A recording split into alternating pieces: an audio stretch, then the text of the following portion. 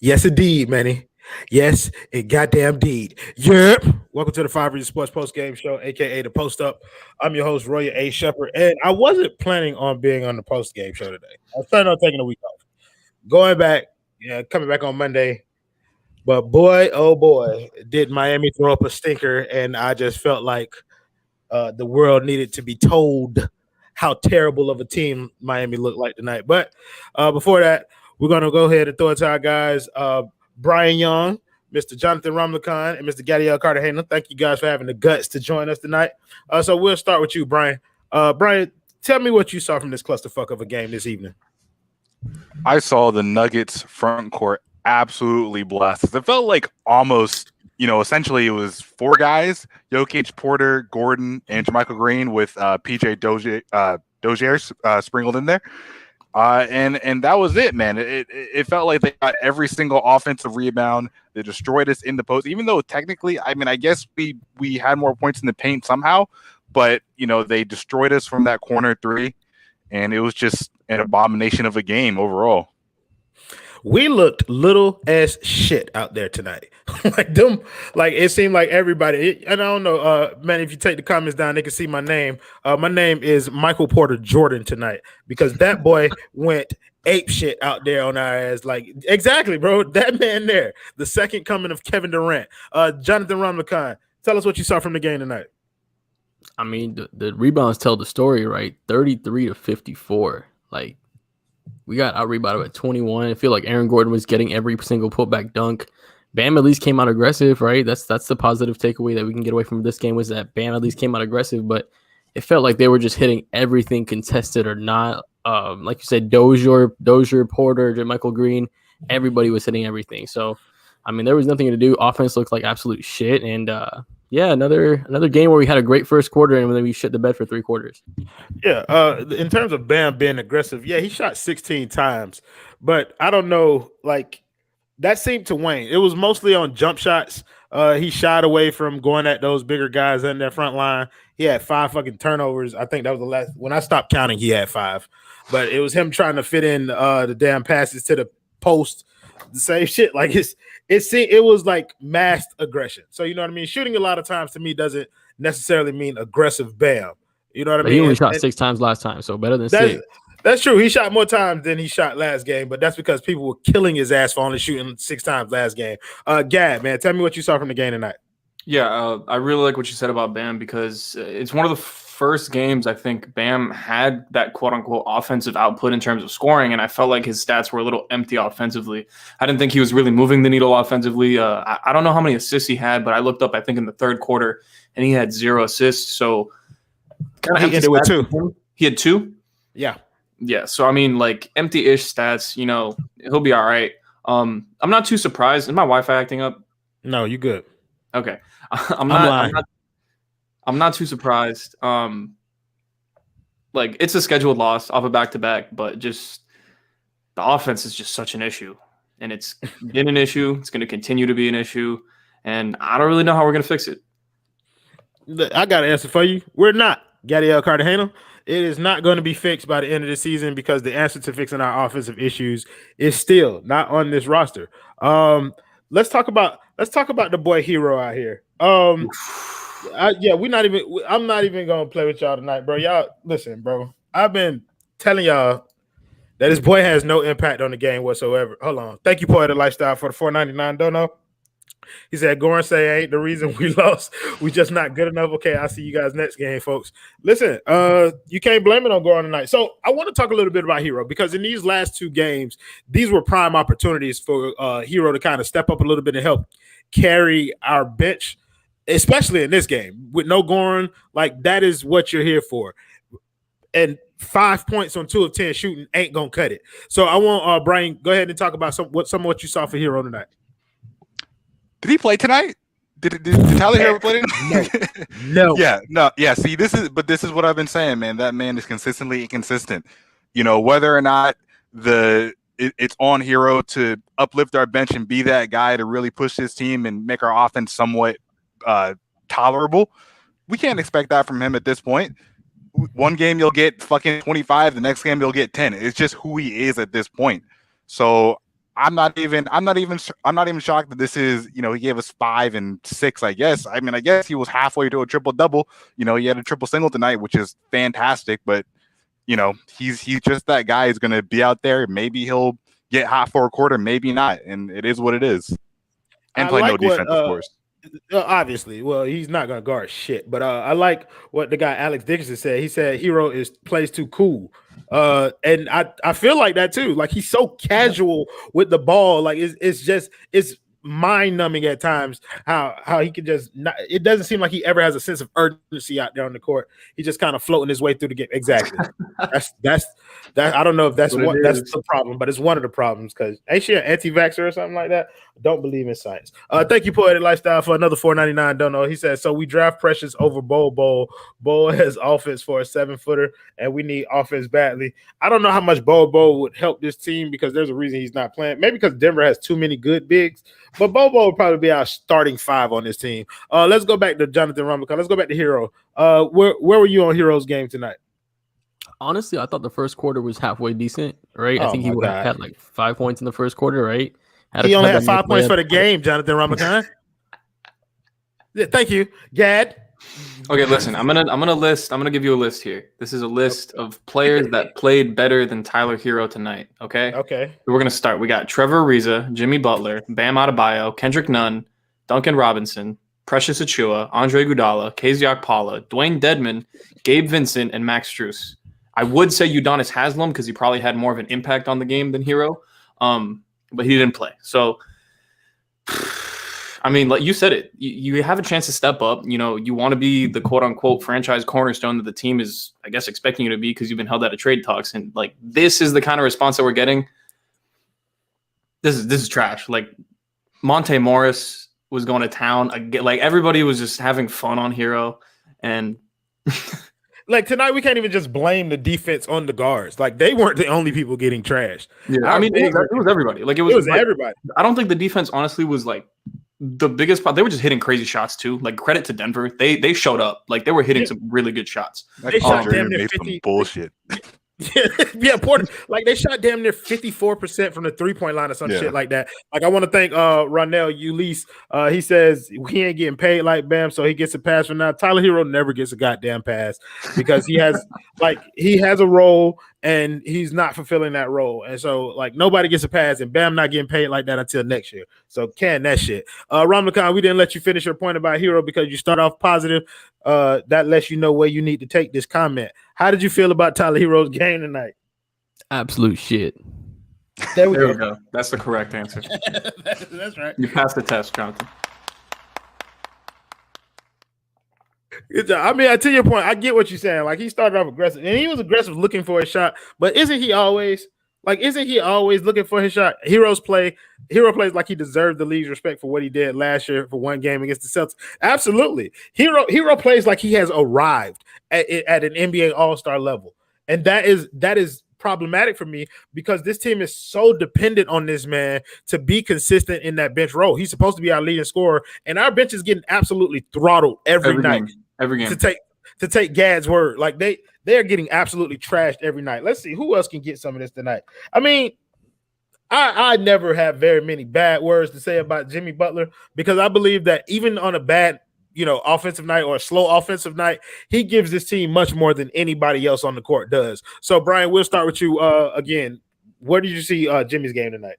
No, I like Jimmy's game tonight. I think the only thing is, obviously, and this isn't his fault, he got switched onto guys that are 3 to 4 inches taller than him in the post, and there's only so much you can do, right? Like, it feels like at least half of Denver's team would probably start for us at center or play the backup 5. So it's just, there's literally nothing that he could do.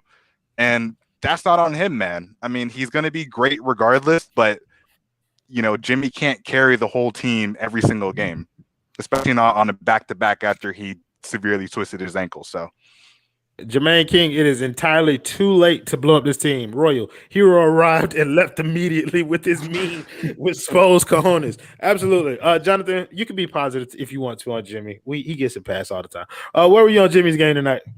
Yeah, I mean, he did what he had to do with what he had, right? He was kind of obviously coming in hurt. he had some good defensive, impactful plays where he got the steal and he was able to convert, right? So I liked what he did there. He was a little aggressive on the rim. He missed some shots that he would normally hit, right? But like Brian said, you can't rely on him every night to do everything on this team. If his body's just going to break down before we get to the playoffs, and if we continue to rely on him, and we have this stretch of games where we're playing 10 games in 12 nights or something like that, he's just going to break down, right? So decently impactful game. We lost the game by 20. It's like, how much more do you want him to give you and then let him lose by 20 anyways? Yeah. So we want to thank our guy Poetic Lifestyle for the $1.99 dono. I'm dubbing the chat winner tonight because you've already donated almost $11-12, and we appreciate you, bro. He said hero not focused. He has his girl on his mind, bro. I don't want to make my innermost feelings about Tyler Hero known publicly just yet. I'm gonna wait for the entire Heat fan base to get behind me before I start doing that. Somebody said, Roy, we lost because I didn't have on the polo. This is a post-game show, which means every decision about whether or not I'm gonna be on here and what I'm gonna wear is made after the game. Okay, and y'all didn't want to trade Hero for Hard. Bullshit, y'all didn't. Don't call me, y'all. Who are we talking about? Jimmy Butler? You didn't get to go about Jimmy Butler, so you go ahead and go about Jimmy Butler. I was okay with the Jimmy. Like, I thought Jimmy played well. I honestly thought in the third quarter, Jimmy kind of had that look in his eye, right, where he's like, okay, I'm going to take over this game. And he was doing all he could. Like, he was attacking. He was going at the rim. He was trying to get other people involved. Defensively, he was playing well. That's funny. That's real funny. But, like, no one else helped him. No one else helped Jimmy tonight. And that was a really big issue that we had. Wait, hold up. My computer's about to die. Send it over to somebody else. I got to grab my charger. Yeah, no, we can absolutely tell that your computer's about to die. We're on 1%. Well, you actually disappeared off the screen, and it was quite amazing. I've never seen that happen in real life. Let's talk about this damn defense, bro. Like, this switching shit has got to stop. Like, it has got to stop. And I'm not just talking about the planned switch. I'm talking about the predetermined switches where you see Bam Adebayo switch in situations where there is absolutely no need to goddamn do it. There was this one possession where him and Ariza switched, and there was no need for it. But Brian, talk something about the switching defense and why it has been killing our team for these past couple of weeks. Yeah, I some of the switches confuse me. Like, I don't understand why Bam is ever going to switch off of Nikola Jokic, right? Like, outside of, I guess, Michael Porter Jr. tonight, like there's just no one on the perimeter for the Nuggets that I feel like Bam, really needs to be on. But, whatever. Like, I guess it's part of the scheme. I guess Spo, feels like, who the hell is Antonio Banderas? Oh, stop it! Oh my God, Brian, you are not. No, who is that? Who is that? No, I legitimately don't know who that is. Do you know? Have you ever watched Shrek? Do you know who Puss in Boots is? Yeah. He is voiced by Antonio Banderas. Have you ever seen Spy Kids? Yeah. The dad is Antonio Banderas. Have you ever seen The Legend of Zorro? No. Wait. He's not. He's not seen that for sure. No. Yeah, but that is definitely played by Antonio Banderas. My bad. I'm sorry. I'm not cultured. Okay, well, first of all, Brian cannot look like Antonio Banderas because he is definitely Hispanic. But go ahead. But go ahead and continue talking about. I actually feel like you should stop talking because you don't know who Antonio Banderas is. That kind of hurt me. I'm sorry. Okay. Okay. The point is, it's the scheme. I get it, but when you have a really, really small team and you consistently have guys in the post who are tiny compared to the guys that they're being switched onto, I've said this before. It's barbecue chicken every single night. It felt like the Nuggets apparently they only had 11 offensive rebounds. I don't believe that. It felt like they had 20. If Aaron Gordon misses in the post or Nikola Jokic misses in the post, they have to reach their arm up, grab the rebound, and put the ball back in. And there's no one inside that can stop them. So I'm not a fan of it. I don't know why we continue to do it, but I guarantee you we'll see it next game. Oh, obviously. Want to thank Christian Carter for the $1.99 dono. He said when Ethan joins streams, do y'all yell Andy's coming? No, we call him the 5 Reasons Sports Master General. Mark M, thank you for the $2 dono. He said Faku said FUT's defense also. Compazzo is better than Hero. I mean, from what I saw tonight, I have no argument to like be able to definitively say anything to the contrary. Jonathan Ramlakan, what did you see from the defense tonight? Yeah, I mean Brian touched on it, right? The switching is just too much, and there's nobody that can handle Jokic on the back, right? Jimmy will maybe get a steal, or Ariza might get that deflection, but outside of that, if you put a guard on him, it's just too easy for him. And even if he doesn't make the first shot, he's gonna get that second tip, and it's gonna go in anyway. So defensively, we just weren't doing the right things. I mean, towards the end of the game, we had a 3-guard lineup, and we're playing against one of the lengthiest teams in the league. So a little bit from Spo too, right? I mean, you have to put a little bit on this on Spo. Like, why are you overly switching so much? Like, you have to understand, like, we're getting out rebounded by 22 because Bam is on the perimeter, and we have Tyler Hero and Gabe Vincent trying to leap with Aaron Gordon and Michael Porter Jr. Like, it's just not gonna work, right? So, the defense is causing us to have rebounding issues too, right? It's not just one problem, is causing multiple issues. And if we don't stop doing it as much, right, especially since we don't have Depot that can at least handle himself, right, it's just going to be a bigger problem in the future. And playing teams that are bigger against us, let's say we play in Philadelphia, it's just going to be too easy for them. So I want to shout out to my homegirl Tiffany Meeks from Miami Heat Beat, and I love her because she is brutally honest when it comes to this team. And she said something that has been sticking in my head for the past day. She said Bam is not a center, and I think it's time for a lot of Heat fans to come to grips with maybe he isn't. Like it's just every time he goes up against matchups where they have a humongous size advantage, he shies away from it. I think putting Bam at the 4 lets him have a pretty sizable advantage over anybody who they put in that position. And it may be that spurs him being more aggressive. But I'm starting to wonder whether or not, oh, well, that actually ties right into the comment. Brian, you read Brian Drake's comment and stop Brian hate tonight, bro. Again, spell the name wrong, but Brian Drake, $5 donation. We appreciate you. We have to face it. Bam is a 4. We need a stretch 5. Switching is trash. White players aren't athletic, and only one can play. That's a great point. You know what? That's facts, though. I can't argue against it. I mean, the whole Bam at the 4 thing, right? I think that the argument against it is that at the end of the day, you know, in a close game in the playoffs, you're probably going to downsize with the Bam at the 5, right? Just because you do want a switchy defense. Ideally, you know, you have multiple guys who can guard multiple positions, but I'm not against the idea of getting a stretch 5 to play with Bam at least occasionally. I'm sorry, Adam. I don't care that you disagree with me. I just don't know because Bam doesn't shoot, right? So it's tough to have a 4 that doesn't shoot. I mean, I feel like he would be a 4 in name only. He would still probably play the 5 on offense. So, I'm cool with having Bam at the 5. I just think that his issues centered around not going at bigger guys is completely mental, and it could totally flip next season. We don't know, but I don't know that changing his position entirely is the answer. So, yeah, I think you kind of made the point more eloquently than I did. I don't necessarily know whether or not it's Bam not being a 5, more so that he might be more successful with a bigger body next to him. It's kind of, we saw it last year with Myers Leonard. Somebody said it in the chat. Like, he played well. He excelled with Myers next to him in the paint. And there was somebody else who can bang with the bigger bodies that are out there because Bam just doesn't do it. Gad, I want you to read the $9.99 dono for the God 06, and then I want you to talk some about the defense. And I kind of want you to touch on the Bam at the 5 shit too. Of course. All right. The God 06, thank you for the donation. This season has been up and down. The fact that the season is shorter and I feel like I'm reading in a class right now. There's so much pressure. And a crazy amount of back-to-backs. You see teams are sluggish and drained. That's why the top 6 seeds are getting a week off. Yeah, I mean, this season's been tough on everybody. Like the Nuggets tonight, they are on their 9th game in 11 nights. I don't really know. Everyone's going through the same things right now. Like, just because we have, 11 games in 18 nights, like, the league doesn't care. The teams don't care. The records don't care. The playoffs won't care. So we just have to overcome these excuses, use our quote-unquote Heat culture, and fucking show up, which we've not been able to do. But what I do want to touch on is the whole Bam being a 4 thing, because I think that in the regular season could be true because you don't want Bam banging against those bigger bodies in the regular season. But in the playoffs, you see the impact that having a guy like Bam can have, where then he becomes the mismatch in the playoffs. And these other teams that are playing these big guys that are slow, they kind of look like dinosaurs out there, and Bam is able to get the entire offense moving.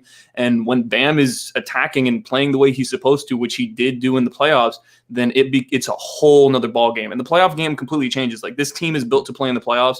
regular season wise, you're seeing teams with size just come in, abuse the switch again and again and again. And that's kind of why these good teams are capitalizing on us. But I don't necessarily think Bam is a 4, more so. I think Bam is just not suited to be a 5 in the regular season, night in and night out.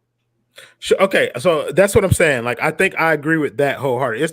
It's not just Bam isn't a 5. It's just we don't need Bam banging with bigger bodies all the time, because there are nights where you're starting to see where it wears on him, and he can't be as aggressive as we need him to be because of the matchups and because of the beating that he's been taking while manning the 5. Want to thank our guy Adam Barai for joining us in here. Adam, I know you came here to talk about Bam not being the 5, so I want you to read HM's Don't Know first, and then go ahead and give us your opinion on the subject. Thank you, HM, for $5. Could Tyler and Precious get a decent first or two this offseason? I don't think Tyler's ceiling is as high as we thought. Well, I mean, some of us thought. Precious is already a bust, in my opinion. I don't know. I don't. Thank you for the $5, but I don't know. It's just been 1 year. He really should be in the G League. I don't think it's fair to compare Precious this season. Tyler's we can criticize because there hasn't been really much of an improvement.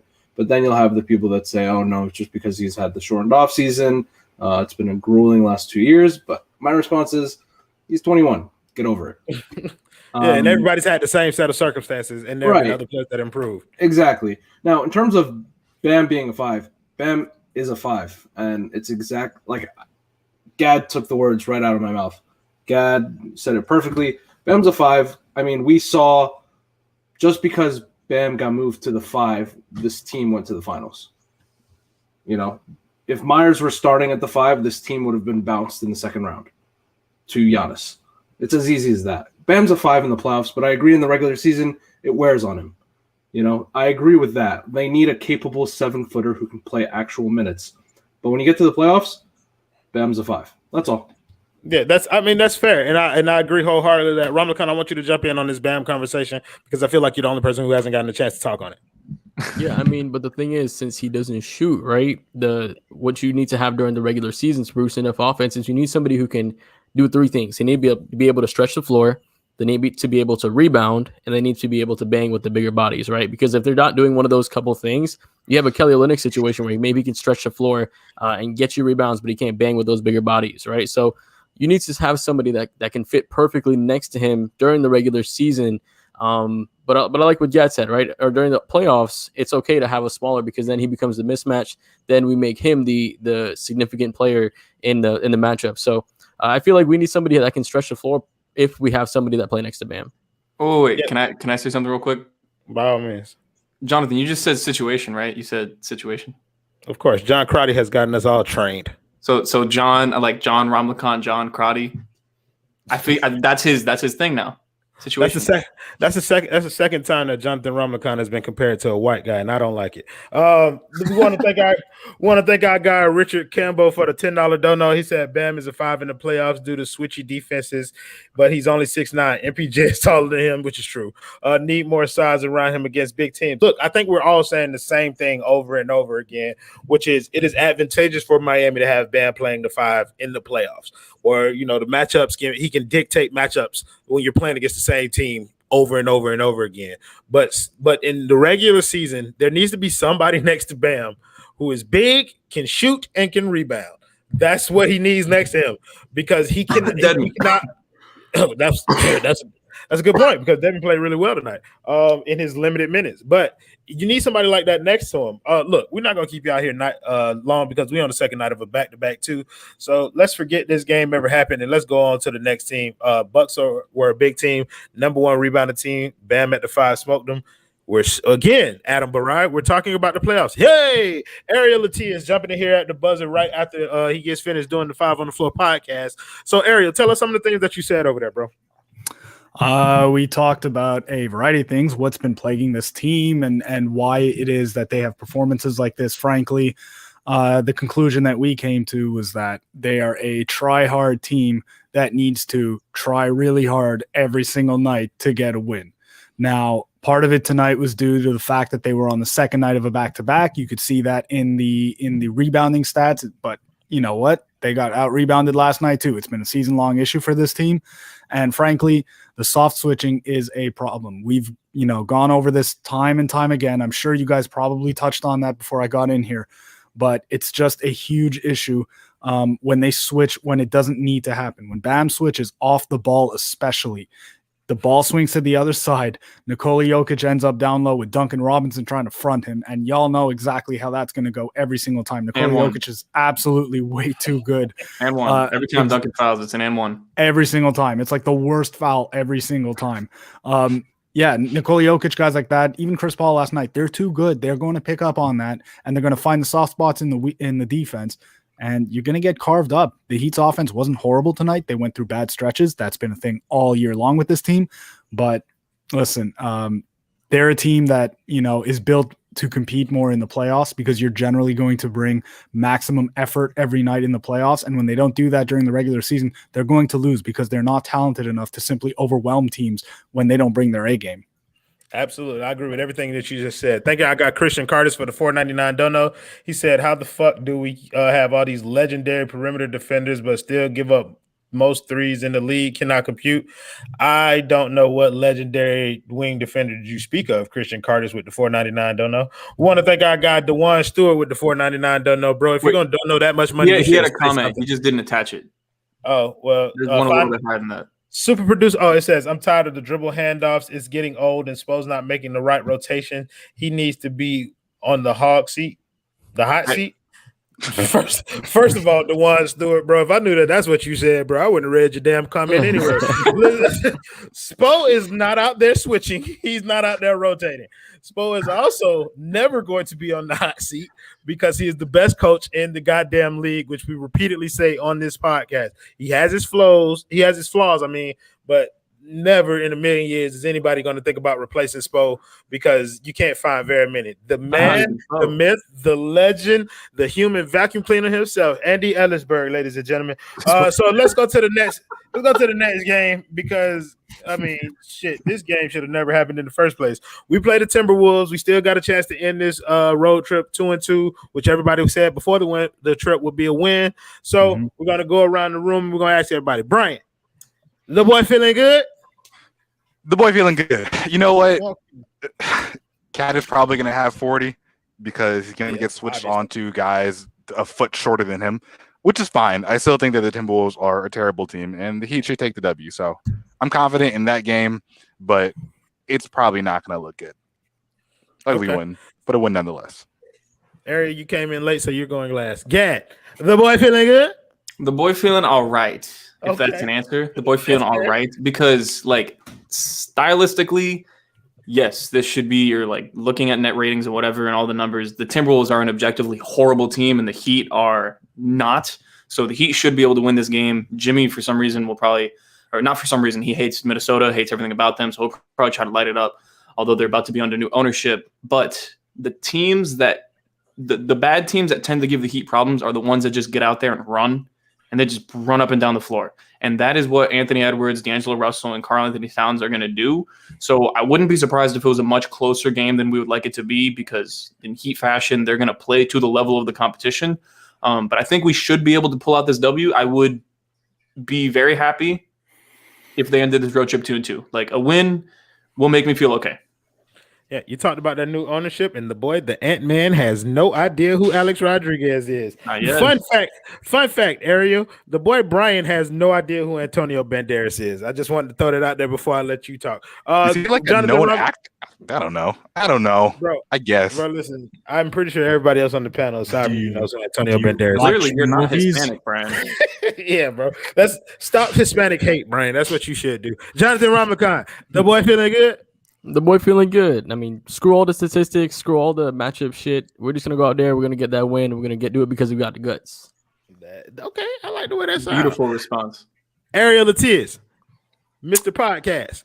The boy feeling good?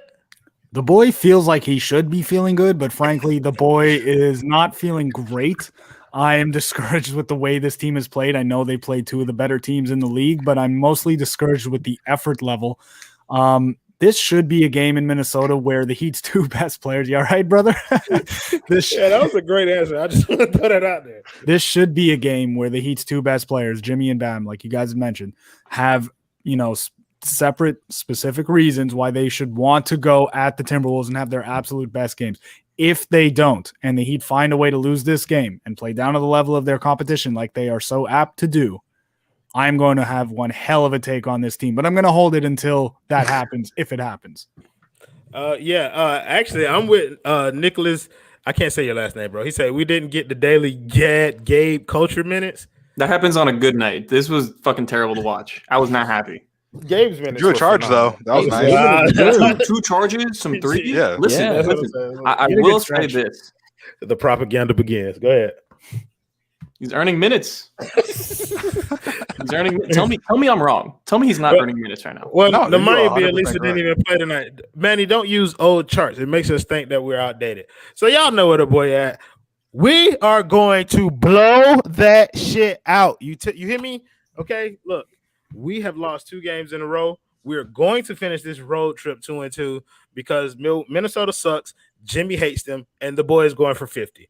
Okay, so fuck Karl Anthony Towns and the Ant-Man and whoever else they're going to trot out there on the court because Jimmy Butler is going to be the best player on the court. And yeah, my cat about to have 20 and 25. Bro, you didn't hear what I said, bro. We finna blow that shit out, bro. Jimmy is going to Sun Minnesota. Yes, he is, but Jimmy's guarding Karl Anthony Towns. We already know he could do it. Y'all heard the stories. So, time to pay the bills. All right. So, since we have Jonathan Ramakan here tonight, Jonathan Ramakan, you get to pay the primary sponsor of the 5 Reasons Post Up, and that's Biscayne Bay Brewing. Well, yeah, make sure you get your Biscayne Bay Brewing. It's the best locally brewed South Florida beer, right? They have the best locally owned independent brewery, and it's in the heart of Miami. They have it in the Marlins Stadium, if I'm correct, right? They have a booth there, which is pretty sick, right? They started off local. Stadium too. They have it at the Heat Stadium too? Yes, it did. Did they have that? Let me ask you this. Did they have that before they started on 5 Reasons? They started after they sponsored 5 Reasons, they got in there. Exactly. So go get your Biscayne Bay Brewing. Since they've started sponsoring the 5 Reasons show, they've opened up shop at Miami Marlins Stadium and Heat Stadium. It's not a coincidence. There's something in that drink. I mean, just go get your Biscayne Bay Brewing. Beautiful. Thank you, Christian Cardis, for the $1.99. Don't know. He said, Cat finna flirt with Bam. Finna blow that shit out. You already know what I'm talking about, Christian Cardis. We finna blow that shit out. Gad, since you're the only person in South Florida, then why don't you talk about Miami Grill so that Manny can cut you off with the video? I won't even say anything. Just video time.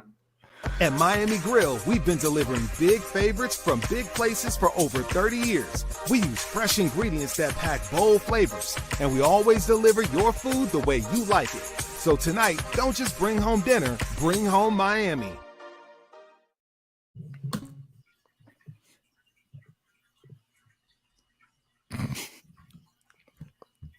I'm on mute. Okay, here we go. I was wondering. Let's walk through a scenario here. You're watching the Miami Heat play very, very poorly against the Denver Nuggets, right? They're on a back-to-back. It's been a long 2 days of watching the Miami Heat play basketball.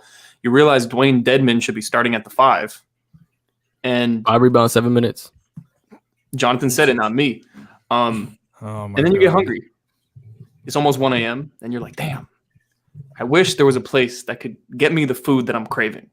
And Miami Grill is actually that place. Because if you're craving it, they're making it. They'll get you that late night eats, that good stuff. You'll go to sleep happy, and the Heat will win on Friday because you're ordering Miami Grill. And Dwayne Dedmon should be starting at the 5. Is that really what I missed before I came on here? Dwayne Dedmon should start at the 5? Was that no? That's my own personal propaganda. Okay. I was about to say that's one of the talking points in the Miami Grill stuff. So he has to do that. So I'll do Vertagear since I'm the only person sitting in one.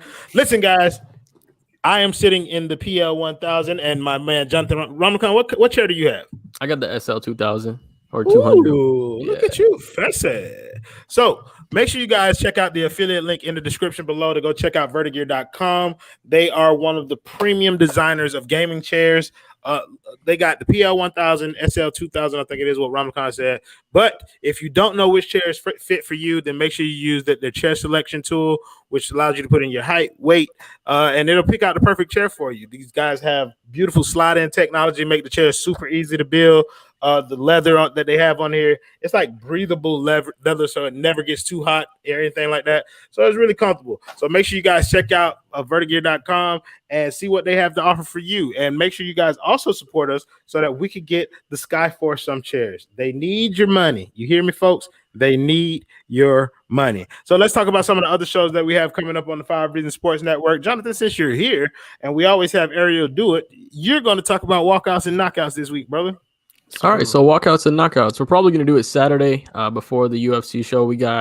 It's a show with me and Ariel, right? He's the pro fighter himself, trained with all the legends.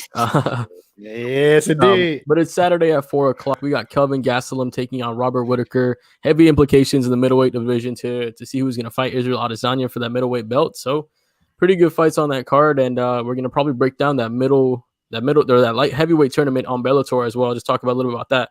If you don't know, it's a fighting tournament. 8 people, winner gets $1 million. I mean, it's pretty simple, right? It's pretty fun to watch too. So yeah, walkouts and knockouts. Ariel and I, 4 p.m. on Saturday. Gad, you want to tell Jonathan Ramakan about your life experiences with walkouts and knockouts, bro? Walkouts and knockouts. Listen, I didn't know anything about UFC, and now that I watch one episode of Walkouts and Knockouts, I'm actually fighting in my first UFC fight on Saturday. So make sure you watch their preview for my debut. It is going to be a beautiful thing because I'm going to be walking out and knocking out. Simple as that. My man. So since we already got the super promoter Gad already talking about his first fight, Ariel, you can talk about the shoot around.